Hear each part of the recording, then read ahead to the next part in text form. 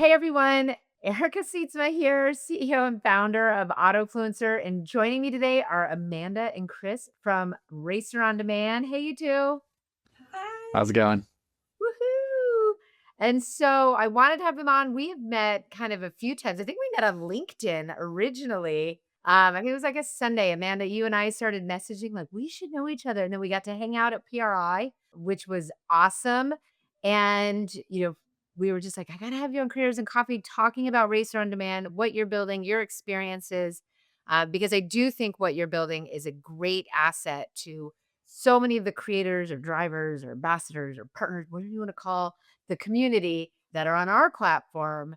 And, we wanted to know about you guys and how you're trying to help. So, with that, give your backgrounds, do a little introduction. Who wants to go first? Think honestly, our Racer on Demand story makes more sense once you know Chris's story. Sure. So I'm Chris Van Den Elzen, and I am a professional off-road racer, and been going through many different motorsports in my life, different things here and there, and ended up getting into short course off-road racing, and started at a very entry level and figured out the way to essentially grow into making this a profession. And at this point, we have a very successful off-road racing team, a really nice group of partnerships, and awesome backing. So we've learned a lot, and now what we're really trying to do is teach other people so we can kind of grow the pool around us, and other people that have better experience, better value will also help us in the end too. I love that. So, then, Amanda, what's your background? So, share that. Chris is my husband, and I have a corporate role of a learning and development manager. And I take that experience with me to this role where I teach other people the skills and resources and tools that they need in order to build a successful program like we have. Right? We understand the why of Racer on Demand. You want to help people, you want to give them resources, but like, what exactly is Racer Demand? And how did you even get to be like, we should do this? Like, because Amanda, you put a lot of time and effort, you both do. And so, how did you make that leap and deciding to go there? Yeah, so it's kind of a long, weird story, what actually pushed us to launch Racer on Demand. But in our sport, short course off road racing, we had about a year and a half ago a messiah figure step in and say they were going to save our sport, right? And they were going to do this through a national footprint, this big series where we had a national level with different regional levels. But one of the things that they touted was resources for racers to learn how to market themselves, to learn how to get sponsors. They were even giving out things like photography and videography resources and things along those lines. And while most people were talking about how cool the racing side of it was, my business Yeah. brain was going, we need the money in the sport in order for this sport to grow. And that's where those racer resources were going to be so valuable. Long story short, this series failed before it started. And when it went down, I said, there's no way I'm letting this opportunity slip. We need to get out there and we need to be that voice of change. The racers still need those resources. We can be the people to bring it to them. So that's kind of why we were like, you know what? We could do this. It doesn't have to be a messiah figure. This can come from within the sport. You do it every day, right? I mean, you're living it. Like you said, Chris, built a team, you've been doing the thing, and you've been, overall successful at being able to get some sponsors and get partnerships and do that marketing. You're great at it, by the way. I see you on you do LinkedIn. Pro tip, do LinkedIn. There's sponsors on LinkedIn, people. I gotta tell you, drivers don't have LinkedIn. Yeah, I think that's something that obviously I slack in a little bit, but it's like LinkedIn's an amazing tool. I use it all the time. I'm always so focused on other social media that LinkedIn is just like, all right, that's the hardcore business side of things. And I'm like, no, I got to start sharing a lot more on that Yeah. because that's where the decision makers really lie. Yeah, for sure. And you've done a great job. And so has Racer on Demand, because like I said at the beginning, that's where Amanda and I originally met. So people are there.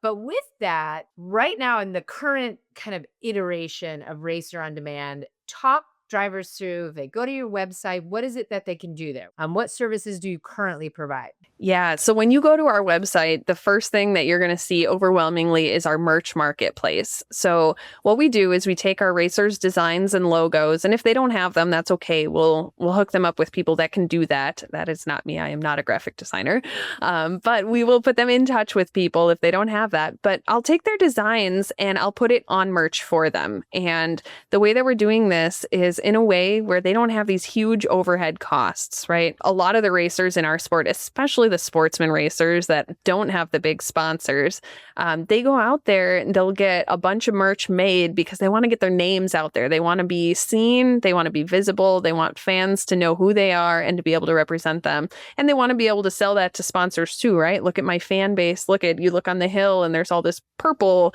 And they go out and they spend all this money on merch that then doesn't sell. And then they oftentimes are selling it at a loss just to get their names out there, right? So we were like, this is number one, the lowest hanging fruit that we can fix. So we put it on merch. We do all the mock-ups. We've got the marketplace built out. Every racer has their own profile so that they can direct fans directly to their store, and they don't pay a dime for that. So they'll pay if they need a design. We have designers that are like $100-ish for a design. They pay the designer directly. I'm not taking that. I don't want to take racers' money. And then they don't pay a dime to have that store set up. What we do is we take a small percentage of every sale, but the racers make 20% of every sale, which is more than I make. I will be very open and honest. They are making way more off of their merch sales than I am. And Well, then, they don't have to carry the overhead. right, exactly. It is free money. But we don't sell it though. We give ours away, right? Like we give Yes.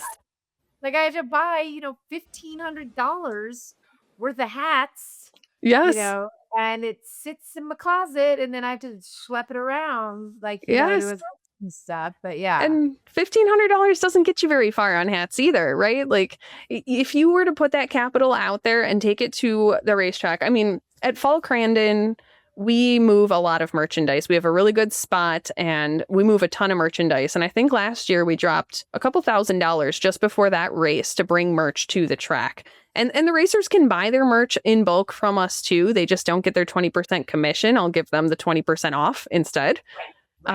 But yeah, so that's the first thing that they'll see when they get on there is that merch marketplace, the ability for fans to connect with racers and directly support them in a way that when we did our testing and in surveys and stuff before we launched, fans overwhelmingly, 65% of fans said the number one reason that they buy merch from racers is to put money back into their pockets. They recognize that that is what needs to be done. And when we were talking to racers about why they're selling merch, the number one reason that they were selling merch was to get their name out there. And because of that disconnect, they weren't making a profit. They were selling it at a loss or at a net zero. And there was such a disconnect there. So that's the number one thing that we fixed on our website. We also have our racer resources on the website too. So if you click on the menu in the top left corner of our homepage and go down to racer resources, you'll see we have weekly blog posts. Every week I go out there and I write a blog post about how to grow your program, whether that's making more meaningful connections with fans, with sponsors, doing better social media, just running your race program as a business, anything along those lines. I've got that out there. And then we've got discounted products and services on there as well. Right now, that's probably the smaller section of what we have to offer, but it is something that every day I'm thinking about, how do I grow this? How do I get more resources out there in the hands of fans? So, It sounds for a lot of drivers, especially, those that, like you were saying, in short course off-road, there's not these huge sponsors necessarily. I mean, you guys posted about it. I wouldn't have known. But had you guys not posted about it, I mean, Mint didn't have their short course this year, So it is a segment of racing, but anybody I've met in that side of it, just like anyone racing, is super passionate, is trying, and trying to make a go of it. And you guys are certainly here trying to help them. So that sounds like a total no-brainer, right? Like, why would they not? Why would they not subscribe to the blog? Where do you see Racer on Demand going next? Like, what is your vision? What is your goal for Racer on Demand? Oh, I have so many goals. So I set two really lofty goals for myself this year on the growth of Racer on Demand. So January 1st, we opened our platform to racers of any sport. We first piloted it with the racers that we know and love. But as of January 1st, any racer from any motorsport can sign up to join. What that is propelling is my goal for this year is to have at least 100 racers signed up and earning commissions and getting resources from us by the end of the year. We're sitting at about 36 right now. So we're getting there. Good. You're right on target. Yeah. Yes. And my second goal is last year we launched our merch marketplace May 13th. So we had a little over 6 months of time to sell merch and pay out commissions. And we paid out just a little over $3,000 in that 6 months. So my goal this year is to pay out $10,000 by the end of the year. And I will say I've been running a campaign called Merch Madness during March, and we're going to wrap it up at the first week of April. But I've basically created an elimination round for all of our sellers. Whoever sells the most out of their head-to-head matchups moves up to the next round, and there's a different round every week. And we've sold more in the last, 20 days, not even 17 days than we have in any sales month. And we have earned our racers, as of today, about $1,600 in 16 days in commissions. So I think we're on track for that $10,000 payout too. I love that so much. And I think that's such a great way to how to think of it and how to position it, right? Is around, you're out here trying to earn them commission, earn them money. And that's a really big, and to your point around the fraction you're taking, if I'm running numbers in my head, it's pretty small. Like, so it's not like off of 16, it's not like you guys are now kind of able to truly like build an empire. You still work a full-time job. Obviously, you're still racing, Chris. And I think that's an interesting side too of just me being an entrepreneur myself. Everything I listen to a lot of entrepreneurial podcasts and things of that nature. And the number one tip is always like keep your day job if you can. Like if you can keep your day job. I had already quit my day job before Autofluencer even became a thing, so I did not have that luxury. I have one consulting client left, but yeah, I mean, it's certainly tough because, with what you all are doing, your nights, weekends, you go into an office, right? Yeah, I don't think people realize that if I'm awake, I'm working. Yeah. I mean, Chris and I talk about it a lot because frankly, like this is hard at home. I'll be up 2 hours before I have to work. And those 2 hours are I'm getting my marketing together for the day for Racer on Demand. I'm getting my emails scheduled out to my racers and out to the fans. And then I go to work for 8 hours and then I come home and I'm loading merch into the system and I'm answering all of my customer service emails. And, it's 16-hour days most days. And for you, Chris, I mean, still being out in racing, what has been the feedback from other racers, with you guys doing this, and kind of what has that been like for you? Yeah, so I feel like you're gonna have a mix. There are the people that there's so many different levels, even in the professional aspect of off-road racing. There are people that are more still hobbyists in it. Some people just want to go out there and throw it up online and not worry about the marketing side really, and just go put merch out there and not have to invest in anything. And a lot of people are really happy with that. And then I think one of my favorite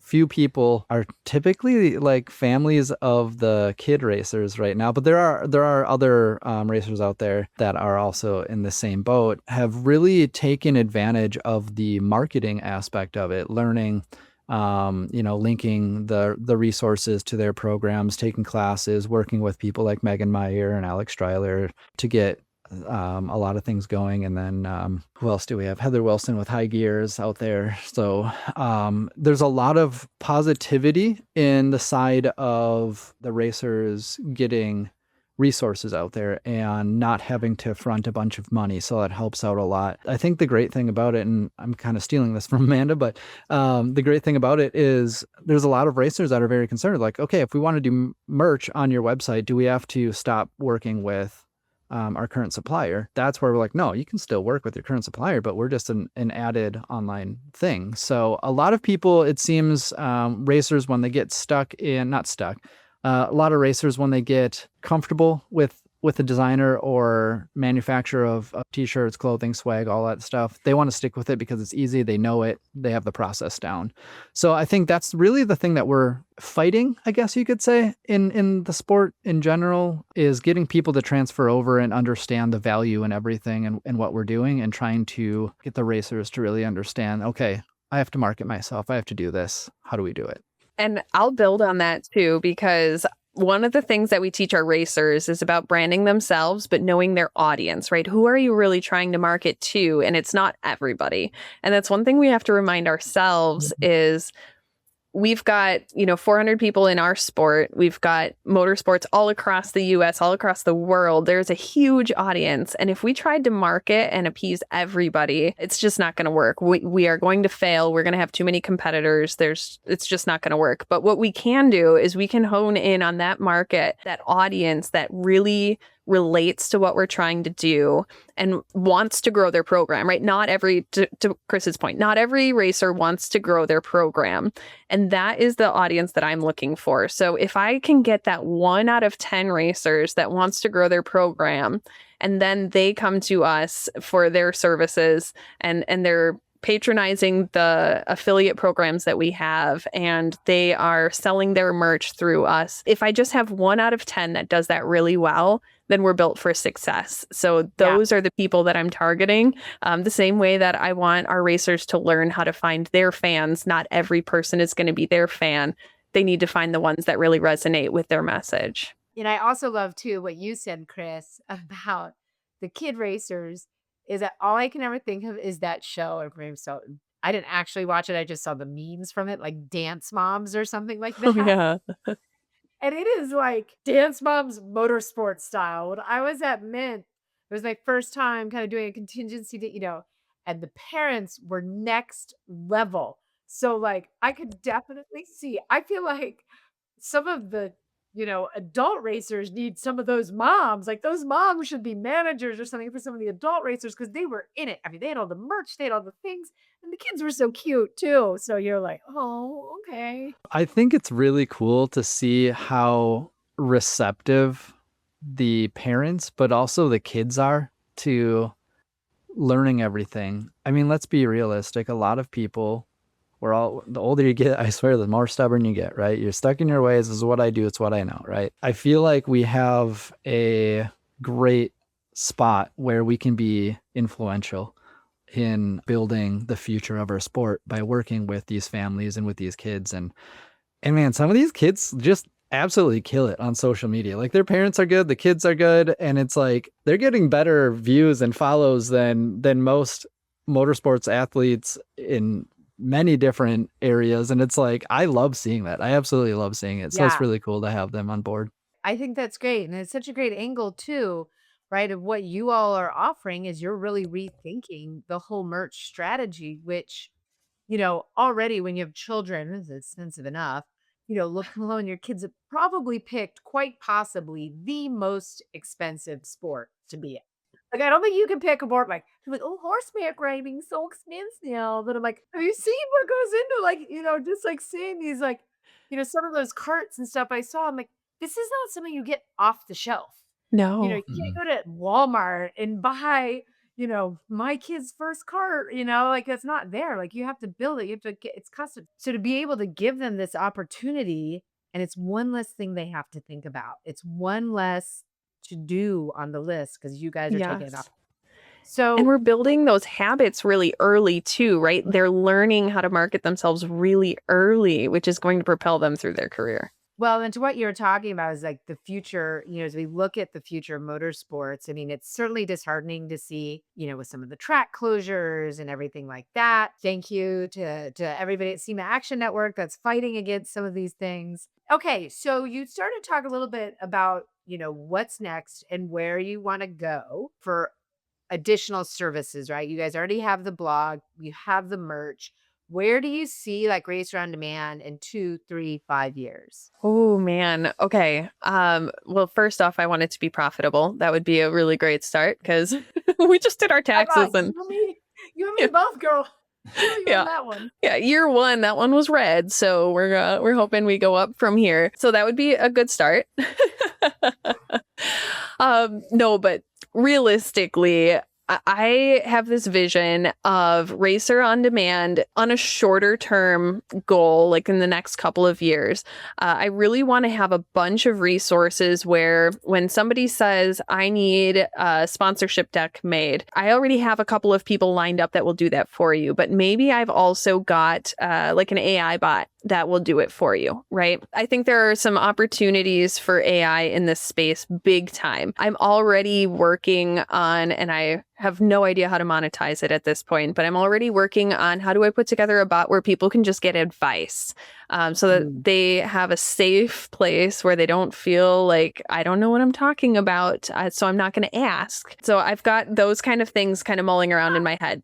So I want a much more robust bunch of services. I want to get more products on our discount list. So I've got a couple of safety product vendors that I've been talking to. People need safety gear. Why not get it at a discounted rate, right? Good stuff. Same stuff you're already buying. Let's do it at a discounted rate. Because that's another way that we can make an income stream for ourselves is through affiliate marketing, right? So I can take a cut, they'll get a discount, and the business will get new business. That's a win for everybody involved. The short term is to grow that side. Longer term, in the next like 5-10 years, I think it would be so stinking cool if we could have a Racer on Demand certification where people say, I went through Alex Stryler's class. I've done Megan Meyer's stuff. I've had a coach, and I understand what businesses want from somebody when they're putting money into our program. I know how to deliver, and I am certified to deliver on a promise that I make to a sponsor. And so I really want to grow enough to where racers trust me to tell them the right things, to put them in contact with the right people and the right resources. But I also want businesses to trust me enough that that certification means something. So long term, I think pipe dream, that is like my apple pie in the sky, what I am aiming for. I love that. We could put their little badge on Autofluencer, you know? Just Yes. saying. People could filter by that. Racer on Demand certified. Well, what are some kind of last words of advice that you would leave with any racers? I mean, Chris is someone who you've been there, done that, kind of come up, still able to do it.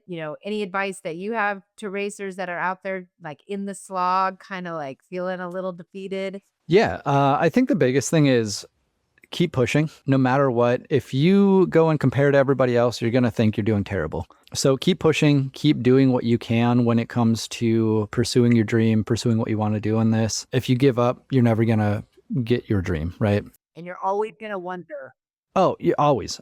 And that's, I think that's a bigger fear for me than anything else. I don't want to wonder what if. So I would say keep doing what you feel is right, but learn from the right people. You're going to get a lot of naysayers out there. You're going to get a lot of people that say, this is not possible. You can't do this anymore. The glory days were 20, 30, 40 years ago, whatever it be. Right now is the glory days. You make them and continue doing that and just keep pushing. And frankly, talk to people, network. All I can tell you at this point really is networking is going to make your life a lot better. So just be honest, be yourself, be true to yourself. That's your brand. That's who you are. And don't change that for anybody else. Amanda, what about you? Okay, so my one piece of advice, first off, I feel like Chris stole all of them as I was thinking them. So I'm just kind of off the cuff at this point. But in my experience as a learning and development manager in my corporate role, I feel like that's where I take a ton of what I'm bringing to racers, right? This is how businesses work. This is what decision makers look for. One of the things that I have learned by and far in teaching adults is that adults do not learn readily. And I mean that in the best possible way, is that our children go to school, they learn every day, they're learning new things over and over again, all day, every day. And as adults, we are oftentimes just, I already know how to do this. This is the way it's done. And we fail to learn new things quickly. So my advice is learn new things quickly. Learn how to learn again. Admit that everything around you is changing, because it is, and it always is, and it always will be.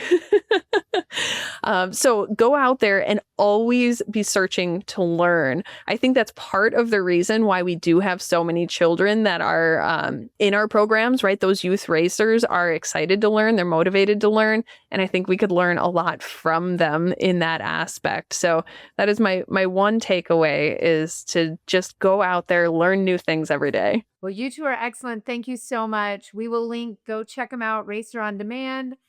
Get your merch stores set up. And Amanda, Chris, thank you. And have a great season, Chris. Thank you. Thank you.